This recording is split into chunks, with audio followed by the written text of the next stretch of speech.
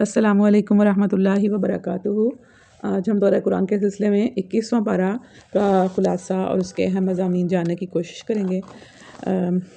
سورہ عنکبوت جو ہے وہ جاری ہے پچھلے پارے سے، اور اس میں بھی سورہ عنکبوت ہی ہے جو ہم پڑھیں گے۔ اعوذ باللہ من الشیطان الرجیم، بسم اللہ الرحمن الرحیم۔ رب اشرح لی صدری ویسر لی امری واحلل عقدۃ من لسانی یفقہوا قولی رب یسر ولا تعسر وتمم بالخیر وبک نستعین آمین۔ اتل ما اوحی الیک من الکتاب واقم الصلاۃ ان الصلاۃ تنہی عن الفحشاء والمنکر ولذکر اللہ اکبر واللہ یعلم واللہ یعلم ما تصنعون۔ اتلو ما اوحی، اس میں سب سے پہلے جو حکم دیا جا رہا ہے وہ ہے تلاوت قرآن اور نماز کا حکم دیا جا رہا ہے کہ اتلو ما اوحی، تلاوت کرو اس کتاب کی، یعنی کہ جو آپ کی طرف وحی کے ذریعے سے بھیجی گئی ہے، اور نماز قائم کرو۔ ان الصلاۃ تنہی عن الفحشاء منکر، نماز کا کیا کرتی ہے؟ نماز ایک ہتھیار ہے جو برائی اور بے حیائی سے روکتی ہے۔ وَلَذِكْرُ اللَّهِ اکبر، اور اللہ کا ذکر اس سے بھی بڑی چیز ہے۔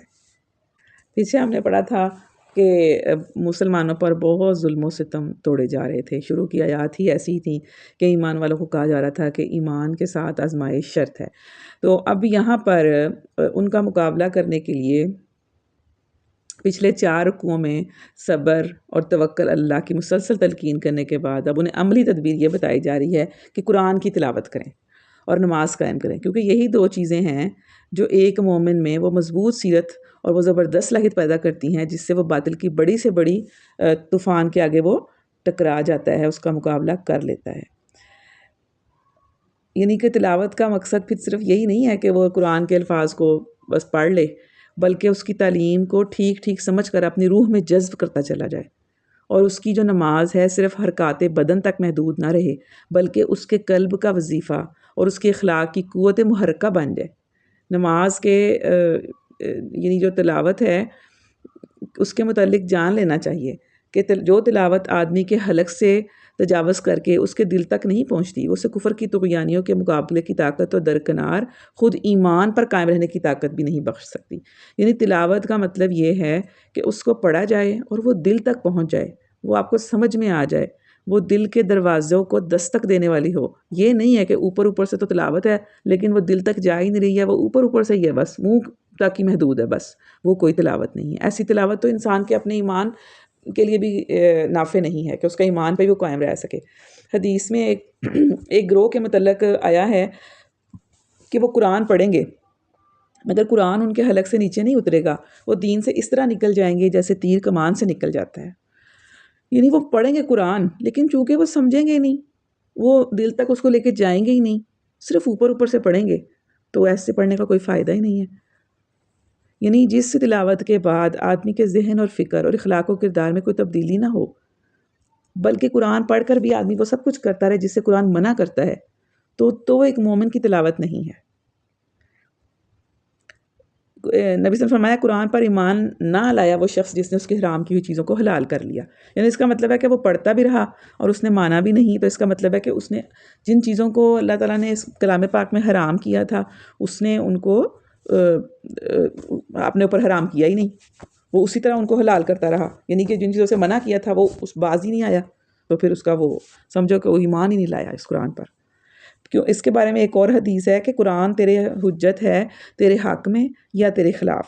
یعنی اگر تو قرآن کی ٹھیک ٹھیک پیروی کرتا ہے تو وہ تیرے حق میں حجت ہے، گواہی ہے، اور اگر وہ تم اگر آپ اس کو پڑھتے ہیں اور اس کے پر عمل نہیں کرتے تو وہ آپ کے خلاف گواہی دینے والا بن جائے گا، بلکہ وہ شکایت کرے گا، کہ وہ شکوہ کرے گا، وہ خلاف گواہی دے گا کہ اس نے مجھے پڑھا لیکن مجھ پہ عمل نہیں کیا، مجھے سمجھا لیکن میرے پہ عمل نہیں کیا۔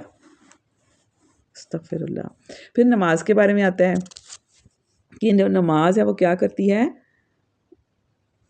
ان الصلاۃ تنہی عن الفحشاء والمنکر، یعنی نماز قائم کرنا ہی وہ ذریعہ ہے جس سے لوگ برائیوں سے پاک ہو سکتے ہیں.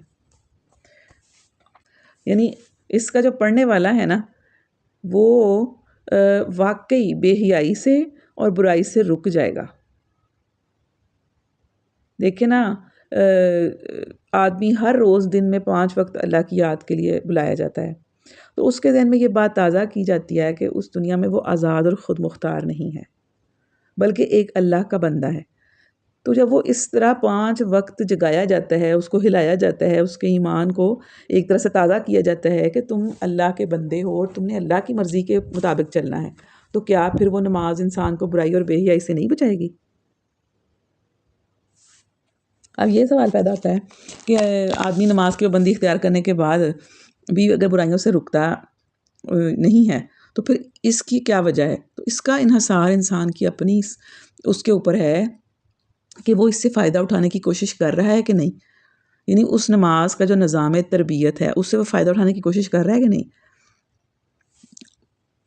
جب تک وہ خود چاہے گا نہیں کہ وہ برائیوں سے بچے تو اس وقت تک وہ نماز بھی پڑھتا رہے گا نا تو اس کو وہ برائیوں سے نہیں بچ پائے گا. اس کی مثال ایسے ہی ہے نا جیسے کہ کوئی شخص کھانا کھاتا ہے اور کھانا کھانے کے فوراً بعد ہی وہ کر دیتا ہے، وومٹ کر دیتا ہے، ٹھیک ہے، تو ساری غذا کو باہر نکال دیتا ہے. اب وہ کھانا بھی کھائی جا رہا ہے اور وہ واپس وومٹ بھی کرتا جا رہا ہے، تو کیا اس کی جو غذا ہے اس کو فائدہ دے گی؟ کیا وہ اس کو نفع کا باعث بنے گی؟ اس کی خوراک اس کے لیے نہیں بنے گی، وہ کمزور سے کمزور ہوتا جائے گا. اسی طرح اگر کوئی نماز پڑھتا ہے، ٹھیک ہے، اور نماز وہ اس طریقے سے پڑھتا ہی نہیں ہے اور اس کا ارادہ ہی نہیں ہے کہ اپنے آپ کو برائیوں سے بچائے، اور جس اللہ کی خاطر وہ نماز پڑھ رہا ہے اس کا وہ حکم مانے، کیونکہ وہ اسی کا حکم ماننے کے لیے تو نماز پڑھ رہا ہے. اگر اس کو شعور کے ساتھ نماز ہی نہیں پڑھ رہا تو پھر اس کا مطلب یہ ہے کہ وہ نماز اس کو فائدہ نہیں دے سکتی. ایسے ہی ہے جیسے ادھر سے اس نے نماز پڑھی اور ادھر سے اس نے کوئی نماز سے اٹھتے ہی اللہ تعالیٰ کی بالکل نافرمانی والا کام کر دیا. تو ایک طرف تو وہ نماز پڑھ کے اللہ کے سامنے اس نے اظہار کیا کہ ایاک نعبد و ایاک نستعین اہدنا الصراط المستقیم، ٹھیک ہے. ایک طرف سے وہ کیا کہہ رہا ہے کہ اللہ تعالیٰ ہمیں سیدھا رستہ دکھا، ہم تیری عبادت کرتے ہیں، ٹھیک ہے نا، ایاک نعبد و ایاک نستعین، کہ ہم تیری عبادت کرتے ہیں اور تجھ سے مدد مانگتے ہیں. اچھا پھر وہ کیسی عبادت ہے کہ جس میں آپ اللہ کے سامنے کھڑے ہو کے تو کہہ رہے ہیں کہ ہاں میں تیرا بندہ ہوں، میں تیرا بندہ ہوں، تو میرا آقا ہے، ٹھیک ہے. اس کے بعد وہ جائے نماز سے ہٹتا ہے تو ساتھ ہی وہ اپنی مرضی کے کام کرنے لگ جاتا ہے، شیطان کی بات مانتا ہے، نفس کی بات مانتا ہے، اللہ کی نہیں مانتا. تو اس کا مطلب ہے اس نے جھوٹ بولا ہے، اس نے اللہ کے سامنے کھڑے ہو کے غلط بیانی کی ہے، ٹھیک ہے نا. اس نے وہ چیز اپنے اندر جذب ہی نہیں کی تاکہ اس کے ایمان کو فائدہ دے، اس کو برائیوں سے بچائے، ٹھیک ہے، اس کو بے حیائی سے بچائے. نبی صلی اللہ علیہ وسلم کی متعدد احادیث ہیں جو کہ حضور نے فرمایا کہ جسے اس کی نماز سے فحش اور برے کاموں سے نہ روکا اس کی نماز نہیں ہے، ٹھیک ہے نا. اگر کسی کی نماز اس کو برائی اور بے حیائی سے نہیں روک رہی تو اس کا مطلب ہے کہ وہ نماز نہیں پڑھ رہا، وہ صرف ایک ایکسرسائز کر رہا ہے جو اس کو لگتا ہے کہ وہ کرنے سے اس کے سارا وہ مطلب کہ کامیاب ہو جائے گا آخرت میں، ٹھیک ہے نا. تو یہ تو صرف اس کی جسمانی ایکسرسائز ہی ہے، اس کو ایمان کو کوئی فائدہ نہیں ہے. پھر فرمایا کہ جس کی نماز نے اس سے فحش اور برے کاموں سے نہ روکا اس کو اس کی نماز نے اللہ سے اور زیادہ دور کر دیا، ٹھیک ہے. یہ بہت زیادہ خطرناک بات ہے کہ اگر کسی کی نماز اس کو برائی سے نہیں روکتی، وہ برے کاموں سے نہیں باتا نماز پڑھنے کے بعد ادھر سے وہ نماز پڑھتا ہے، ادھر سے وہ اللہ تعالیٰ کی نافرمانی والے کام کرتا ہے، جو بھی کوئی ہوں. یہ اب آپ نے خود سوچنا ہے کہ کون کون سے کام ہے جو ہم نماز پڑھتے ہیں ساتھ ہی ہم کرنے لگ جاتے ہیں. زندگی اپنی دیکھیں، ہر کوئی اپنی زندگی کو جائزہ لے خود سے کہ وہ کہاں کہاں اللہ تعالیٰ کی نافرمانی کر رہا ہے، اور ادھر سے وہ نمازیں بھی پڑھ رہا ہے، تہجدیں بھی پڑھ رہا ہے، ٹھیک ہے، لیکن ادھر سے وہ نافرمانی کر رہا ہے. تو اس کا مطلب یہ ہوا کہ وہ نماز جو ہے نا اس کو اللہ سے اور زیادہ دور کر دیا. اتنی خطرناک بات ہے. اس شخص کی کوئی نماز نہیں ہے جس نے، یہ بھی ایک اور حدیث ہے کہ اس شخص کی کوئی نماز نہیں ہے جس نے نماز کی اطاعت نہ کی. دیکھیں جی، اور نماز کی اطاعت یہ ہے کہ آدمی فحشاء اور منکر سے رک جائے، یہ ہے نماز کی اطاعت. مطلب یہ کہ بہت یہ نا سمجھ میں آنے والی بات ہے کہ جس نے برائی سے اپنے آپ کو روکا ہی نہیں نماز پڑھنے کے بعد تو اس کا فائدہ ہی کوئی نہیں ہے اس کی نماز کو. اس نے نماز کی اطاعت ہی نہیں کی، اس نماز کا اس کو کوئی بھی فائدہ نہ پہنچا. پھر دعوت دینے کا طریقہ بتایا جا رہا ہے کہ عمدہ طریقے سے بات کرو، بحث نہ کرو مگر عمدہ طریقے سے. یعنی اگر کسی کے ساتھ آپ کو بحث کرنی پڑ رہی ہے، بات کرنی پڑی کسی موضوع کے اوپر، اس کو قائل کرنا پڑ رہا ہے، تو کیسے کرو؟ عمدہ طریقے سے کرو. یہ نہ ہو کہ وہ آپ سے ویسے ہی متنفر ہو جائے. آپ اس سے اس طرح سے بات کرو، اس طرح سے اس کو دعوت دو کہ وہ ویسے ہی آپ سے متنفر ہو جائے. ایسے بات نہ کرو، عمدہ طریقے سے بات کرو. پھر فرمایا جا رہا ہے کہ نبی صلی اللہ علیہ وسلم چونکہ امی تھے نا، اے نبی تم اس سے پہلے کوئی کتاب نہیں پڑھتے تھے، ٹھیک ہے، اور نہ اپنے ہاتھ سے لکھتے تھے.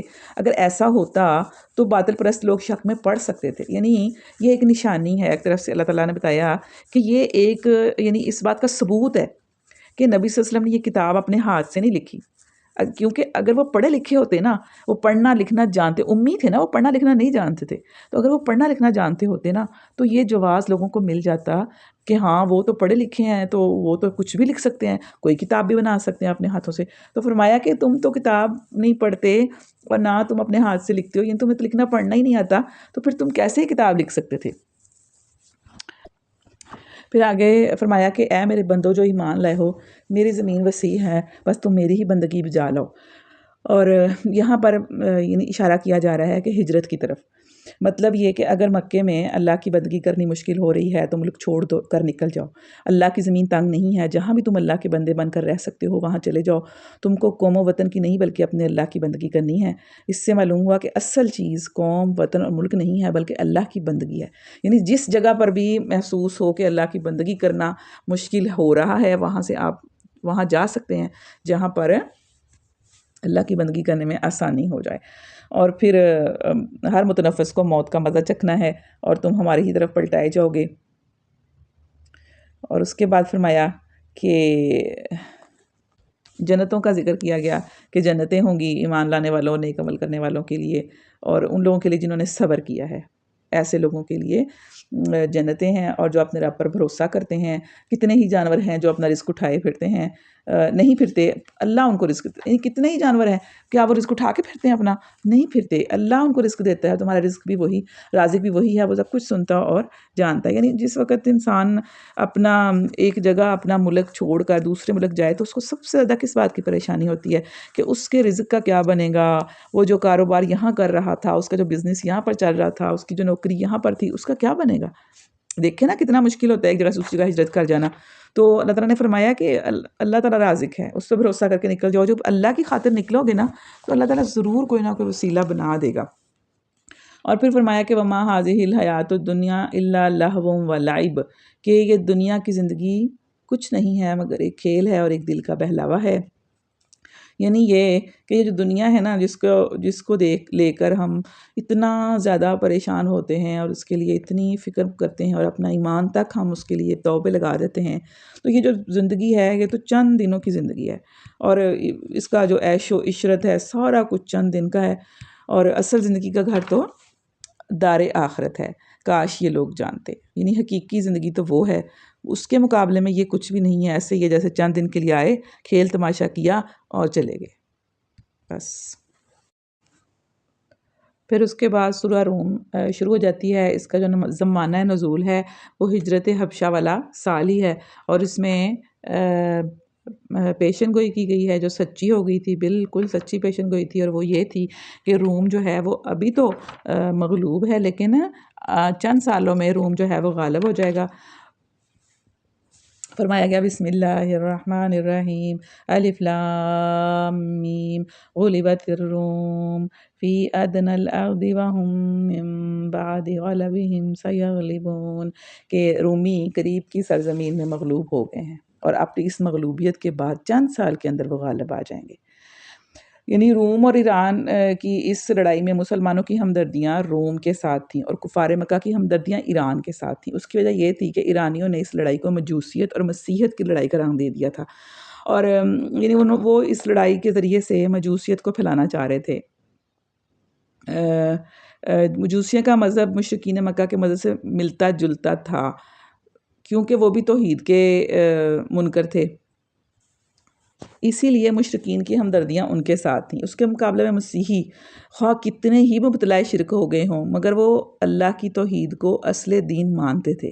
وہ آخرت کے بھی قائل تھے اور وہی رسالت کے کو بھی تسلیم کرتے تھے. اس بنا پر ان کا دین اپنے اصل کے اعتبار سے مسلمانوں کے دین سے بہت مشابہت رکھتا تھا، اسی لیے مسلمان قدرتی طور پر ان سے ہمدردی رکھتے تھے.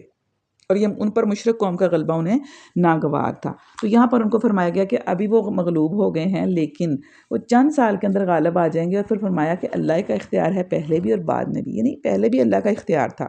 اگر وہ ابھی مغلوب ہیں تو اس کا یہ مطلب نہیں ہے کہ اللہ تعالیٰ کا اختیار نہیں ہے۔ اور وہ دن ہوگا، اور وہ دن وہ ہوگا جب اللہ کی بخشی ہوئی فتح پر مسلمان خوشیاں منائیں گے۔ یعنی یہ وہ کون سا دن ہے، اس کے بارے میں حضرت ابن عباس، ابو سعید خدری وغیرہ کا بیان ہے کہ ایرانیوں پر رومیوں کی فتح اور جنگ بدر میں مشرکین پر مسلمانوں کی فتح کا زمانہ ایک ہی تھا، یعنی ایک ہی وقت میں یہ دو خوشخبریاں ملی تھیں۔ ایک تو غزوہ بدر میں مسلمانوں کو خوشخبری ملی، اور دوسری روم کے غالب آنے کی خوشخبری ملی ایرانیوں کے اوپر، کیونکہ وہ ایرانی جو تھے وہ مجوسیت پھیلانے کا ذریعہ بن رہے تھے۔ اور پھر فرمایا کہ جب ساعت برپا ہوگی تو اس دن مجرم حق دک رہ جائے گے، اور جو منکر ہو جائیں گے، اور ان کے جو ٹھہرائے ہوئے شریک ہیں نا، ان میں ان کا کوئی سفارشی نہ ہوگا، اور وہ اپنے شریکوں کے منکر ہو جائیں گے۔ اور جس روز وہ ساعت برپا ہوگی اس دن سب انسان الگ الگ گروہوں میں بٹ جائیں گے، یعنی قیامت والے دن انسانوں کو گروہوں میں تقسیم کر دیا جائے گا۔ یعنی دنیا کی وہ تمام جتھا بندیاں جو آج قوم، نسل، وطن، زبان کی وجہ سے بنی ہوئی ہیں، اس روز ٹوٹ جائیں گی، اور کس بنا پہ بنے گی؟ خالص عقیدے اور اخلاق اور کردار کی بنیاد پر نئے سرے سے ایک دوسری گروہ بندی ہوگی۔ یعنی ایک طرف تو نوع انسانی کی تمام اگلی پچھلی قوموں میں سے مومن اور صالح انسان چھانٹ کر الگ کر دیے جائیں گے، اور ان سب کا گروہ ہوگا، اور دوسری طرف ایک ایک قسم کے گمراہانہ نظریات عقائد رکھنے والے اور ایک ایک قسم کے جرائم پیشہ لوگ اس عظیم الشان انسانی بھیڑ میں سے چھانٹ کر الگ نکال دیے جائیں گے۔ یعنی کہ اس دن گروہ بندیاں اللہ تعالیٰ کر دیں گے کہ دنیا میں بھلے آپ نے کتنے ہی گروہ بنائے ہوں، لیکن اس دن جو ہے نا عقیدے کی بنا پر گروہ بندی کی جائے گی۔ نیک لوگوں کا الگ گروہ ہوگا اور برے لوگوں کا الگ گروہ ہو جائے گا۔ اور جو لوگ ایمان لائے ہیں اور جنہوں نے نیک عمل کیے ہیں تو ان کے لیے کیا ہے؟ ان کے لیے باغ ہے وہ جس میں وہ شادہ و فرحہ رکھے جائیں گے۔ اور جنہوں نے کفر کیا ہے اور ہماری ملاقات کو جھٹلایا ہے اور آخرت کی ملاقات کو جھٹلایا ہے، وہ عذاب میں حاضر کیے جائیں گے۔ پھر اس کے بعد نمازوں کا اشارہ دیا گیا، یہاں پر 4 نمازوں کے اوقات بتائے گئے ہیں کہ فَسُبْحَانَ الَّذِي حِینَ تُمْسُونَ وَحِینَ تُصْبِحُونَ وَلَهُ الْحَمْدُ فِي السَّمَاوَاتِ وَالْأَرْضِ وَعَشِيًّا وَحِینَ تُظْہِرُونَ، کہ پس تسبیح کرو، فَسُبْحَانَ اللَّهِ، پس تسبیح کرو اللہ کی، ہینا تم سونا جب تم شام کرتے ہو، وحینا تصبحون جب تم صبح کرتے ہو۔ شام کرتے ہو مطلب کہ مغرب کا وقت ہو گیا، جب صبح کرتے ہو فجر، اور آسمان اور زمینیں اسی کے لیے حمد ہے، اور تسبیح کرو اس کی تیسرے پہر یعنی عصر کا ٹائم، وحینا تظہرون، اور جب کہ تم پر ظہر کا وقت آتا ہے۔ پھر اللہ کی کچھ نشانیاں یہاں پر بیان کی گئی ہیں کہ وَمِنْ آیَاتِهِ أَنْ خَلَقَ لَكُم مِّنْ أَنفُسِكُمْ أَزْوَاجًا لِتَسْكُنُوا إِلَيْهَا وَجَعَلَ بَيْنَكُمْ مَوَدَّةً وَرَحْمَةً، کہ اس کی نشانیوں میں سے ہے کہ اس نے تمہارے لیے تمہاری ہی جنس سے بیویاں بنائیں تاکہ تم ان کے پاس سکون حاصل کرو، اور تمہارے درمیان محبت اور رحمت پیدا کر دی۔ یقیناً اس میں بہت سی نشانیاں ہیں ان لوگوں کے لیے جو غور و فکر کرتے ہیں۔ یعنی ہم غور و فکر کریں تو یہ میاں اور بیوی کا جو ایک رشتہ ہے، اس میں کتنی زیادہ اللہ تعالیٰ کی رحمت ہے، مودت ہے اس کی، کہ اس دیکھیں 2 لوگ ہوتے ہیں جو بعض اوقات ایک دوسرے کو جانتے بھی نہیں ہوتے۔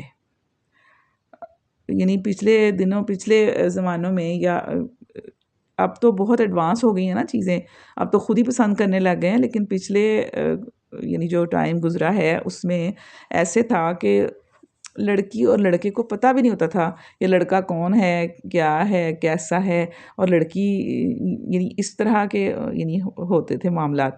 تو لیکن جب وہ شادی کے بندھن میں بن جاتے تھے یا ابھی بھی بن جاتے ہیں تو اللہ تعالیٰ ان کے درمیان کتنی محبت ڈال دیتے ہیں، اس کی نشانی ہے۔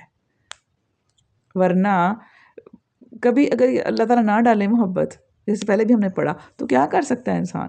یہ اللہ ہی ہے جو 2 مختلف قسم کے لوگوں کے درمیان ایسی محبت، ایسا ایک اپنائیت ڈال دیتے ہیں کہ پھر وہ سب سے اچھے وہی لگتے ہیں ایک دوسرے کو۔ یعنی ایک لڑکی اپنا سارا کچھ چھوڑ کے آ جاتی ہے اس گھر میں، تو وہ کیسے رہ پاتی ہے؟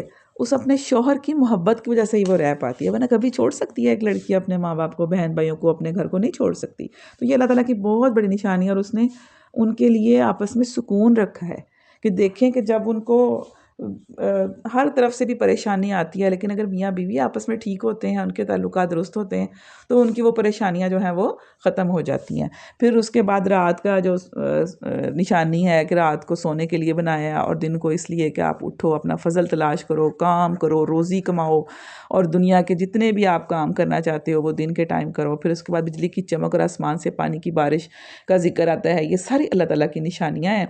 اور اس کے بعد نبی صلی اللہ علیہ وسلم سے فرمایا جا رہا ہے کہ یکسو ہو جاؤ اور اس کے پیرو، یعنی فاقم وجہک للدین حنیفہ، یعنی نبی صلی اللہ علیہ وسلم سے کہا جا رہا ہے، اور ساتھ جو ان کے پیروکار ہیں ان سے بھی کہا جا رہا ہے کہ یکسو ہو کر اپنا رخ اس دین کی سمت میں جما دو، قائم ہو جاؤ اس فطرت پر جس پر اللہ تعالیٰ نے انسانوں کو پیدا کیا ہے۔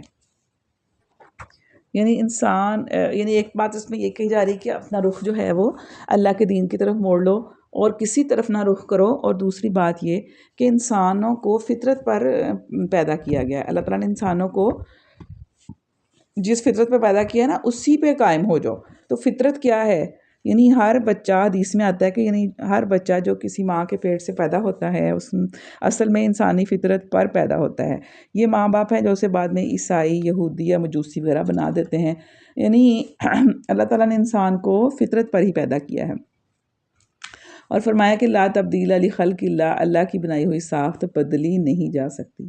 یعنی اللہ نے انسان کو اپنا بندہ بنایا ہے اور اپنی ہی بندگی کے لیے پیدا کیا۔ یہ ساخت کسی کے بدلے سے نہیں بدل سکتی۔ نہ آدمی بندے سے غیر بندہ بن سکتا ہے، نہ کسی خدا کو خدا بنا لینے سے وہ حقیقت میں اس کا خدا بن سکتا ہے۔ وہ خود تو سمجھتا ہے لیکن اصل میں بنتا نہیں ہے، وہ یہ ہو نہیں سکتا۔ اور پھر فرمایا کہ جب لوگوں کا حال یہ ہے کہ جب انہیں کوئی تکلیف پہنچتی ہے تو اپنے رب کی طرف رجوع کر کے اسے پکارتے ہیں، پھر جب وہ کچھ اپنی رحمت کا ذائقہ انہیں چکھا دیتا ہے تو یکایک ان میں سے کچھ لوگ شرک کرنے لگتے ہیں تاکہ ہمارے کیے ہوئے احسان کی ناشکری کریں۔ اچھا مزے کر لو، ان قریب تمہیں معلوم ہو جائے گا۔ پھر فرمایا کہ جب ہم لوگوں کو رحمت کا ذائقہ چکھاتے ہیں تو وہ اس پر پھول جاتے ہیں، اور جب ان کے اپنے کیے ہوئے کرتوتوں سے ان پہ کوئی مصیبت آتی ہے تو وہ جا کر مایوس ہونے لگتے ہیں۔ یعنی یہ دیکھتے نہیں ہیں کہ اللہ ہی رزق کشادہ کرتا ہے جس کا چاہتا ہے، تنگ کرتا ہے جس کا چاہتا ہے۔ یقیناً اس میں بہت سی نشانیاں ہیں ان لوگوں کے لیے جو ایمان لاتے ہیں۔ پھر اس کے بعد فرمایا جا رہا ہے کہ ان لوگوں کے حق ادا کرو۔ حق ادا کرو کس کا؟ رشتہ دار کو اس کا حق دو، مسکین اور مسافر کو اس کا حق دو۔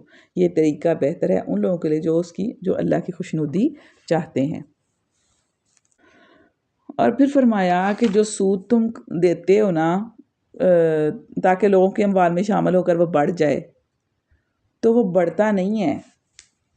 سود جو ہے وہ انسان کو لگتا ہے کہ وہ بڑھ جاتا ہے، وہ ایک رقم دیتا ہے، پھر اس کے بعد وہ اس سے لوگوں سے اور زیادہ لیتا ہے، بڑھا کے لیتا ہے، تو اس کو لگتا ہے کہ سود کا کام کرنے سے یا سود کا لین دین کرنے سے اس کا مال بڑھ جائے گا۔ تو اللہ تعالیٰ فرماتا ہے کہ سود کا جو ہے نا طریقہ کار، وہ اس سے کمایا ہوا مال بڑھتا نہیں ہے، لیکن جو زکوٰۃ تم اللہ کی خوشنودی حاصل کرنے کے لیے دیتے ہو نا، تو اس کے دینے پر حقیقت میں تم اپنا مال بڑھاتے ہو۔ یعنی دیکھنے میں تو زکوٰۃ میں دیتا ہے جب انسان تو وہ اپنے مال میں سے خرچ کر رہا ہوتا ہے، لیکن حقیقت میں وہ جو خرچ کرنا ہے نا وہ اس کے مال کو بڑھانے کا باعث بن دیتا ہے۔ سبحان اللہ۔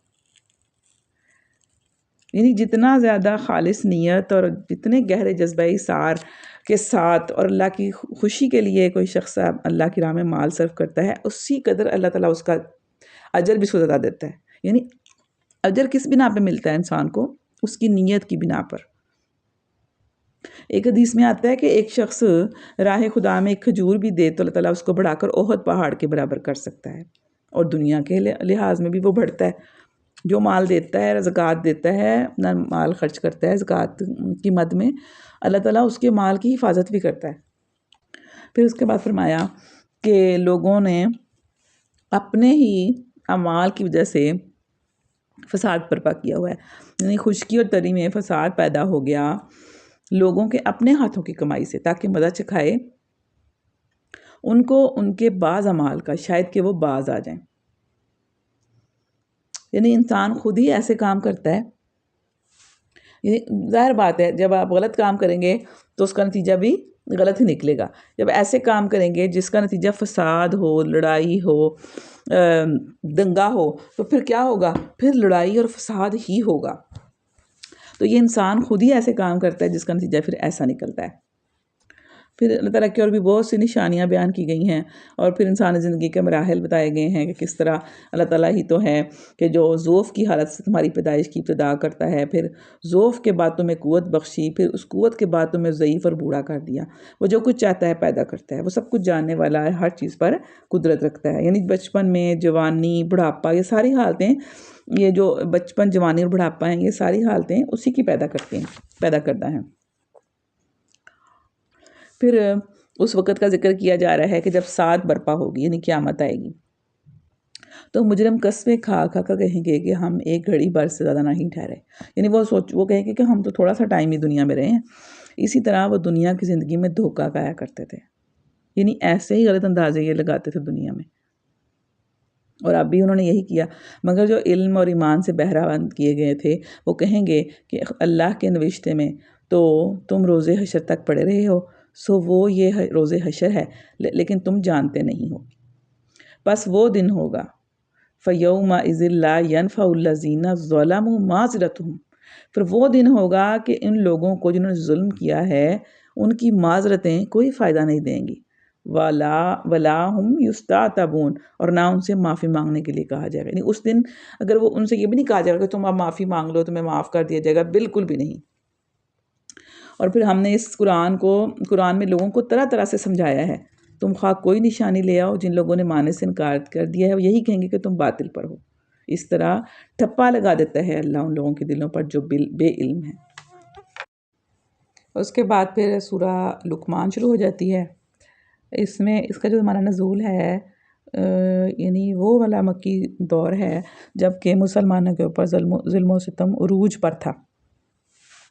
بسم اللہ الرحمن الرحیم، الف لام میم، تلک آیات الکتاب الحکیم، ہدی و رحمۃ للمحسنین. اس میں شروع میں بتایا گیا ہے کہ یہ کتاب حکیم کی آیات ہیں اور ہدایت اور رحمت نیکوکار لوگوں کے لیے ہے. اور نماز قائم کرو، جو زکوٰۃ دیتے ہیں، نماز قائم کرتے ہیں، زکوٰۃ دیتے ہیں، آخرت میں یقین رکھتے ہیں، یہی لوگ اپنے رب کی طرف سے راہ راست کا یہی فلاح پانے والے ہیں. پھر فرمایا کہ لوگوں میں سے ایسا بھی کوئی ہے جو کلام دل فریب خرید کر لاتا ہے تاکہ لوگوں کو اللہ کے راستے سے علم کے بغیر بھٹکا دے اور اس راستے کی دعوت کو مذاق میں اڑا دے. اچھا، ہوا یہ تھا کہ جب نبی اکرم صلی اللہ علیہ وآلہ وسلم کی دعوت جو تھی نا وہ پھیل رہی تھی بہت زیادہ، اور اس کو لوگوں کے الزام یعنی کہ وہ جو کہتے تھے، پروپیگنڈا کرتے تھے کہ یہ جی ساحر ہے، یہ شاعر ہے، یہ مجنوں ہے، کسی چیز کا بھی اثر نہیں ہو رہا تھا. تو اس وقت یہ نظر بن حارث تھا، اس نے کہا، قریش کے لوگوں سے کہا کہ تم لوگ اس کا مقابلہ نہیں کر سکتے، یہ تمہارے درمیان سب سے اچھے اخلاق کا ہے. نہ یہ شاعر ہے، شاعر ایسے نہیں ہوتے، نہ یہ مجنوں ہیں، نہ یہ ساحر ہے، ساحر بھی ایسے نہیں ہوتے، تو تم لوگ اس طرح مقابلہ نہیں کر سکتے. میں تمہیں طریقہ بتاتا ہوں. پھر وہ مکہ سے عراق گیا اور وہاں سے اس نے قصے، کہانیاں اور اس طرح کی چیزیں وہ لے کر آیا. اور پھر اس نے یہاں پر آ کر باقاعدہ اس نے قصہ گوئی کی محفلیں لگانا شروع کر دیں. روزانہ اس نے کہا جی اب شام کا ٹائم جو ہوگا نا وہ ہم سب بیٹھیں گے، باتیں شاتیں کریں گے، گپے شپے ماریں گے، آپ کو قصے کہانیاں سنائے جائیں گے. پھر وہ لونڈیاں بھی لے کر آیا.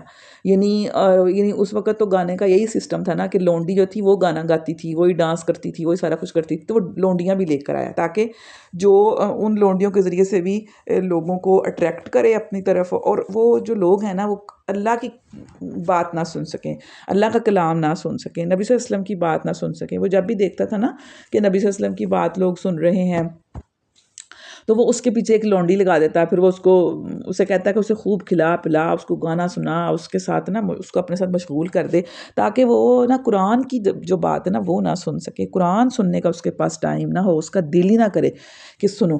تو یہی وہ کلام دل فریب ہے جو یہاں پر کہا گیا ہے کہ انسانوں ہی میں سے کوئی ایسا ہے وَمِنَ النَّاسِ مَن یشتری لہو الحدیث لیضل عن سبیل اللہ بغیر علم، کہ وہ کوئی ایسا بھی ہے جو کلام دل فریب خرید کر لاتا ہے تاکہ لوگوں کو اللہ کے راستے سے علم کے بغیر بھٹکا دے، اور پھر یہی کلام دل فریب ہے۔ اور یعنی اس کے بارے میں لکھا گیا ہے کہ مولانا مودودی نے لکھا ہے کہ یعنی ایسی بات جو آدمی کو اپنے اندر مشغول کر کے ہر دوسری چیز سے غافل کر دے، وہ لہو الحدیث ہے، وہ کلام دل فریب ہے۔ یعنی اس کا جو اطلاق ہے بری اور فضول اور بیہودہ باتوں ہی پر ہوتا ہے، یعنی ایسا صحیح کام پہ نہیں بلکہ بیہودہ باتوں پہ ہوتا ہے، مثلاً گپ، خرافات، ہنسی مذاق کرنا، داستانے، افسانے، ناول، گانا بجانا اور اس طرح کی دوسری چیزیں۔ اور اب تو اتنا زیادہ لہو الحدیث ہو گیا ہے کہ ہم موبائل پکڑتے ہیں، ٹک ٹاک کھولتے ہیں، فیس بک کھولتے ہیں، اگر جس طرح کے ہم نے پیج لائک کیے ہوں گے ویسے ہی ظاہر چیزیں آئیں گی، یا پھر یوٹیوب کھولتے ہیں اور ہم دیکھتے ہیں، انسٹا دیکھتے ہیں، اور پھر دیکھتے ہیں کہ ہم تو کہاں کے کہاں چلے گئے، ہمیں تو یاد نہیں رہا کہ ہمارے پاس تو ٹائم ہی نہیں تھا، ہم تو کچھ اور ہی کرنے لگے تھے، اور ہمارے گھنٹوں کھائے گئے اس کے اندر اور ہمیں فیل تک نہیں ہوا۔ لیکن اگر وہی بات کہی جائے کہ قرآن پڑھیں بیٹھ کے، قرآن کو سمجھیں، ایک آیت کو سمجھ لیں، روزانہ ایک آیت کو ہی سمجھ لیں، تو ہم کہیں گے کہ لو میرے پاس تو ٹائم ہی کوئی نہیں ہے، مجھے تو یونیورسٹی جانا، مجھے تو کالج جانا، مجھے تو گھر میں فلاں کام کرنا ہے، مجھے تو بچوں کے لیے کھانا بنانا ہے، مجھے تو کپڑے استری کرنے ہیں، مجھے تو صفائی کروانی، میرے پاس تو کام ہی بہت ہے، میں کیسے کر سکتی ہوں؟ تو لیکن جب ہم کھولیں گے، موبائل کھولیں گے، تو پھر ہم کہاں سے کہاں چلے جائیں گے۔ تو یہی لہو الحدیث ہے، یہی انسان کو قرآن کی طرف نہیں آنے دیتا۔ آپ دیکھیں کہ ہم کتنا زیادہ ٹائم جو ہے وہ ان چیزوں کو دیتے ہیں کہ ہمارے پاس پھر بچتا ہی نہیں ٹائم، پھر بچتا ہی نہیں ہمارے پاس قرآن سمجھنے کے لیے، پھر ہم کہتے ہیں ہمارے تو کام ہی بہت پڑے ہوئے ہیں۔ بس یہی لہو الحدیث ہے۔ تو جو بھی ایسا کرے کہ جو خرید کے مطلب لائے اور پھر اس کے لوگوں کو بھی بھٹکائے، تو پھر اس کے لیے کیا ہے؟ اولئک لہم عذاب مہین، تو ان کے لیے ذلیل کرنے والا عذاب ہے۔ پھر اس کے بعد حضرت لقمان کا ذکر آتا ہے کہ ان کو حکمت عطا کی گئی تاکہ وہ شکر گزار ہوں۔ فرمایا کہ ہم نے لقمان کو حکمت عطا کی تھی کہ اللہ کا شکر گزار ہو، جو کوئی شکر کرے گا تو اس کا شکر اس کے لیے ہی مفید ہے، اور جو کفر کرے گا تو حقیقت میں اللہ بے نیاز اور آپ محمود ہے۔ یعنی شکر یہ نہیں ہے کہ صرف انسان منہ سے کہتا رہے کہ ہاں شکر ہے، بلکہ شکر یہ ہے کہ انسان کا شعوری طور پر اس کا فکر بھی، اس کی عمل بھی، اور اس کا جو ہے نا قول، تینوں چیزیں اس بات کی گواہی دیں کہ وہ شکر کرنے والا ہے۔ جب وہ شکر کرنے والا ہوگا تو اللہ تعالیٰ کے فرما برداری کرے گا، اس کے گناہ، اس کے نافرمانی کے کاموں سے بچے گا، اس کی رضا جوئی کے لیے، اس کو خوش کرنے کے لیے کوشش کرے گا، دوڑ دھوپ کرے گا، اور اس کے دیے ہوئے انعامات کو اس کے بندوں تک پہنچا کر اپنے اللہ تعالیٰ کا وہ احسان مند رہے گا۔ پھر حضرت لقمان کی نصیحتیں جو انہوں نے اپنے بیٹے کو کی تھیں وہ بیان کی گئی ہیں کہ یا بنیہ لا تشرک باللہ، کہ اے میرے بیٹے اللہ کے ساتھ کسی کو شریک نہ ٹھہرانا۔ ان الشرک لظلم عظیم، کہ بے شک شرک بہت بڑا ظلم ہے۔ اور پھر فرمایا کہ والدین کا حق پہچاننے کا حکم دیا جا رہا ہے، اور یہ کہ ان کا شکر ادا کرو، ان کے شکر گزار ہو۔ اور پھر فرمایا کہ اگر وہ تجھے کہیں کہ شرک کرو تو پھر شرک نہیں کرو گے آپ، پھر یعنی ان کی شرک کرنے والی جو بات ہے نا وہ آپ نہیں مانیں گے۔ اور پھر فرمایا کہ نماز قائم کرو، اور نیکی کا حکم دو، برائی سے بچو، منع کرو، اور مصیبت پر صبر کرو۔ اچھا، اب یہاں پر مصیبت پر صبر کرنے والی جو بات ہے نا، یعنی یہ ایک اشارہ ہے کہ جو شخص بھی نیکی کا حکم دینے اور بدی سے روکنے کا کام کرے گا اس پر مصیبتوں کا نزول ناگزیر ہے۔ یعنی یہ نہیں ہو سکتا کہ وہ امر بالمعروف اور نہی عن المنکر کا کام کرے اور پھر اس کے اوپر جی پھولوں کی برسات کی جائے اور اس کے راستے میں پھول بچھائے جائیں، یہ نہیں ہوگا۔ پھر اس کے لیے مصیبتیں ہیں، پریشانیاں ہیں، بس انہی مصیبتوں پر پھر صبر کرنے کا کہا گیا ہے۔ اور پھر فرمایا کہ یہ وہ باتیں ہیں جن کی بڑی تاکید کی گئی ہے، یعنی یہ بڑے حوصلے کا کام ہے۔ اصلاح خلق کے لیے اٹھنا اور اس کی مشکلات کو انگیز کرنا، یعنی ان کو برداشت کرنا، ان کو فیس کرنا کام ہمت لوگوں کی بات نہیں ہے، ان کے بس کی بات نہیں ہے۔ یہ ان کاموں میں سے ہے کہ جو ان ذالک من عزم الامور، یہ بڑے بڑے عزم کے کام ہیں۔ اور پھر فرمایا کہ لوگوں سے منہ پھیر کر بات نہ کر، یعنی منہ پھیرنے کا مطلب یہ ہوتا ہے کہ انسان تکبر کے ساتھ کسی کے ساتھ پیش آئے۔ ہم دیکھتے ہیں نا کہ جو ذرا اپنے آپ کو تھوڑا سا سمجھتا ہے کہ میں کوئی بہت بڑی چیز ہوں، اس کا بات کرنے کا انداز ہی بدل جاتا ہے، ان کے سٹائل ہی چینج ہو جاتے ہیں۔ تو یہ وہی والی بات ہے۔ اور پھر کہا کہ اس طرح نہ بات کر کے لوگوں کو، یعنی جس طرح تمہارے اندر تکبر ہے، اس طرح بات نہ کرو لوگوں کے ساتھ، تو ان کے ساتھ طریقے کے ساتھ، اور جس سے لگے کہ تم ایک عاجز انسان ہو، اس طرح بات کرو۔ تکبر نہیں ہونا چاہیے انسان کے اندر۔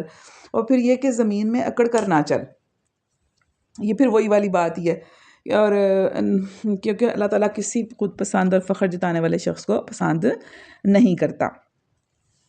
اور پھر فرمایا کہ اپنی چال میں اعتدال اختیار کر اور اپنی آواز پست رکھ، سب آوازوں سے بری آواز گدھوں کی آواز ہوتی ہے۔ یعنی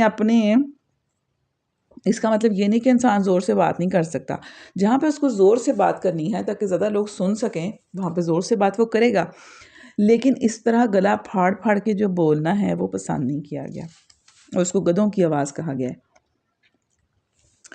اور اس کے بعد فرمایا گیا یا ایھا الناس اتقوا ربکم، اے لوگو ڈرو اپنے رب سے، واخشوا یوما لا یجزی والد عن والدہ، اور اس دن سے ڈرو جب کوئی باپ اپنے بیٹے کی طرف سے بدلہ نہ دے گا، ولا مولود ہوا جاز عن والدہ شیئا، اور نہ ہی کوئی بیٹا اپنے باپ کی طرف سے کچھ بدلہ دینے والا ہوگا۔ یعنی قریب ترین تعلق اگر کوئی ہے نا اگر انسان کا، تو وہ کیا ہے؟ وہ اولاد اور والدین کا تعلق ہے۔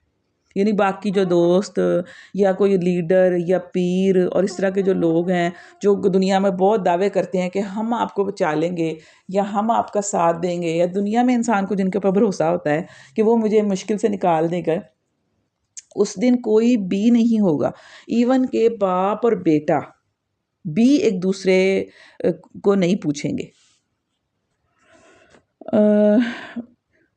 تو دنیا میں جو قریب ترین تعلق ہے وہ والد اور اولاد کا اس کا ہوتا ہے، تو اس دن وہ بھی کام نہیں آئیں گے۔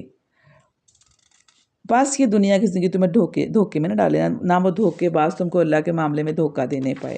وہ کون ہے؟ وہ شیطان ہے، جو ہر وقت دھوکہ دینے کی کوشش کرتا ہے، ہر وقت اسی چکر میں لگا ہے کہ انسان کو دھوکہ دے، اور انسان کا نفس بھی ہو سکتا ہے جو انسان کو دھوکے میں ڈالتی ہے۔ اور پھر فرمایا کہ ان اللہ عندہ علم الساعہ، اس گھڑی کا علم یعنی قیامت کا علم اللہ کے پاس ہے۔ یہ آیت دراصل اس سوال کا جواب ہے جو قیامت کا ذکر اور آخرت کا وعدہ سن کر کفار مکہ بار بار رسول اللہ صلی اللہ علیہ وسلم سے کہتے تھے کہ آخر وہ گھڑی کب آئے گی۔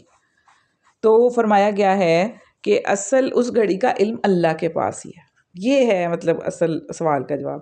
اور پھر بعد میں جو کہا گیا ہے نا، وہ دلیل کے طور پہ کہا گیا ہے کہ وہی بارش برساتا ہے، وہی جانتا ہے کہ ماؤں کے پیٹوں میں کیا پرورش پا رہا ہے، کوئی متنفس نہیں جانتا کہ کل وہ کیا کمائی کرنے والا ہے، اور نہ کسی شخص کو یہ خبر ہے کہ کس سرزمین میں اس کو موت آنی ہے۔ اللہ ہی سب کچھ جاننے والا اور باخبر ہے، یعنی اسی کو سب کچھ پتہ ہے۔ تو پھر قیامت کا علم بھی تو اسی کو ہی ہے نا، کہ وہ ہی جانتا ہے کہ کب یہ گھڑی آنے والی ہے۔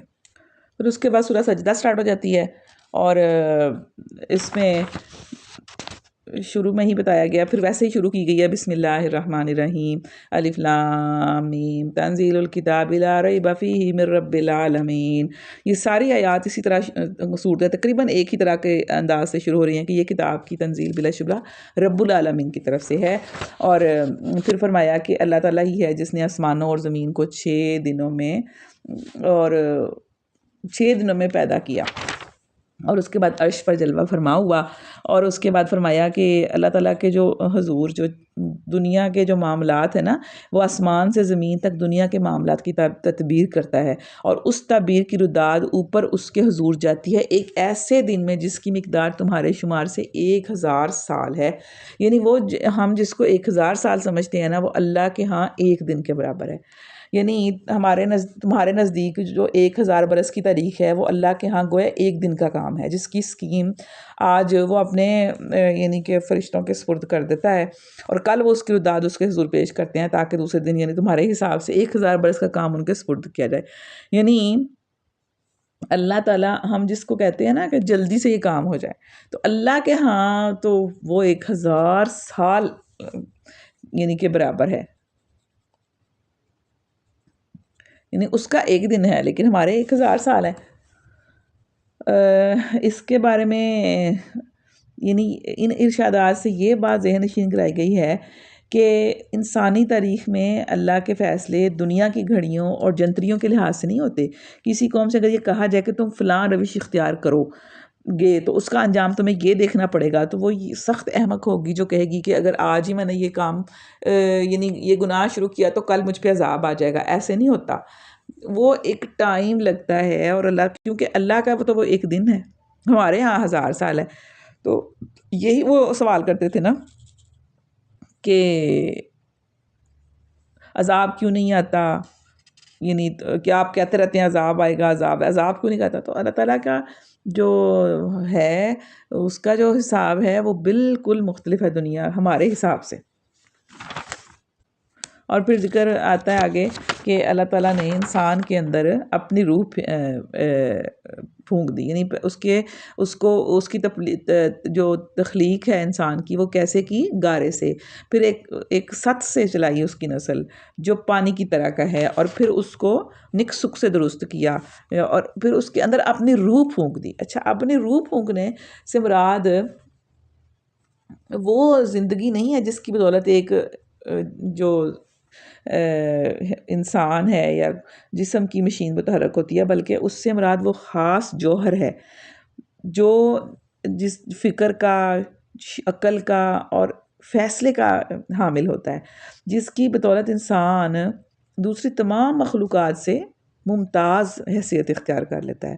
اس روح کو اللہ تعالیٰ نے اپنی روح یا تو اس معنی میں فرمایا ہے کہ وہ اسی کی ملک ہے، اور اس کی ذات پاک کی طرف اس کا انتساب اسی طرح ہے جس طرح ایک چیز اپنے مالک کی طرف منسوب ہو کر اس کی چیز کہلاتی ہے، کہ چونکہ روح اللہ تعالیٰ نے دی ہے نا، اللہ اس کا مالک ہے، تو ایک یہ بھی اس کا تو ہو سکتا ہے مطلب کہ چونکہ اللہ اس روح کا مالک ہے تو یہ اس کی روح ہوئی، ٹھیک ہے نا؟ یا پھر اس کا مطلب یہ ہے کہ انسان کے اندر علم، فکر، شعور، ارادہ، فیصلہ، اختیار اور ایسے ہی دوسرے جو اوصاف پیدا ہوئے ہیں وہ سب اللہ تعالیٰ کی صفت کے پرتو ہیں، یعنی ان کا عکس ہیں۔ اس کا یعنی مثلا جیسے اللہ کے علم سے اس کو علم ملا ہے، ٹھیک ہے، اور اللہ کی حکمت سے اس کو دانائی ملی ہے انسان کو، اللہ کے اختیار سے اس کو اختیار ملا ہے، ٹھیک ہے نا؟ یہ اس طرح بھی اس کو اپنی روح کا کہا جا سکتا ہے۔ پھر اس نے فرمایا کہ وَجَعَلَ لَكُمُ السَّمْعَ وَالْأَبْصَارَ وَالْأَفْئِدَةَ، اور اس نے تمہارے لیے کان دیے، تمہارے آنکھیں دی اور تمہیں دل دیے۔ یہ کون سے ذرائع ہیں؟ یہ اصل میں کان، آنکھ، یہ جو ہے نا یہ علم حاصل کرنے کے ذرائع ہیں، یعنی انسان ان سے سیکھتا ہے، وہ کانوں سے سنتا ہے، آنکھوں سے دیکھتا ہے، اپنے دل سے وہ سوچتا ہے، دل پہ چیزیں اثر کرتی ہیں۔ لیکن جو چیز بھی آپ کان سے سنتے ہیں نا وہ کہاں جاتی ہے؟ وہ آپ کے دل پہ جا کے اثر کرتی ہے، ٹھیک ہے؟ آپ دل پہ اثر کرتی ہے تو تبھی تو ہم ایسی چیز سنتے ہیں جب جو دکھی ہوتی ہے، جس سے ہمارے ایموشنز جڑے ہوتے ہیں، کبھی ہم رونے لگ جاتے ہیں اس کو دیکھ کے، اس کو سن کے، ہے نا؟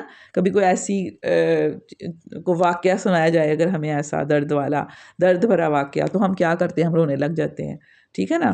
تو اسی طرح اگر کبھی ہم کو کہانیاں پڑھنے کے شوقین ہوں یا ناول پڑھنے کے شوقین ہوں، خواتین کو شوق ہوتا ہے اس طرح کا، تو اگر وہ پڑھتی ہیں نا تو پھر ایسی کہانی جس میں ذرا اس عورت کی دکھ بھری داستان ہو تو ہم کیا کرتے ہیں؟ ہم پڑھتے پڑھتے رونا شروع کر دیتے ہیں۔ ایسا ہی ہے، اسی طرح ہم ڈرامے دیکھتے ہیں، ڈرامے میں کان بھی استعمال ہوتے ہیں، آنکھیں بھی استعمال ہوتی ہیں۔ جب ہم دیکھتے ہیں تو اس میں اس طرح کے سینز آتے ہیں، اس طرح کی سٹوری سنا جاتی ہیں، تو ہم کیا کرنے لگ جاتے ہیں؟ ہمارے دل پہ اثر ہوتا ہے، اور دل پہ اثر ہونے کی وجہ سے کیا کرتے ہیں؟ ہم رونا شروع کر دیتے ہیں، ٹھیک ہے نا؟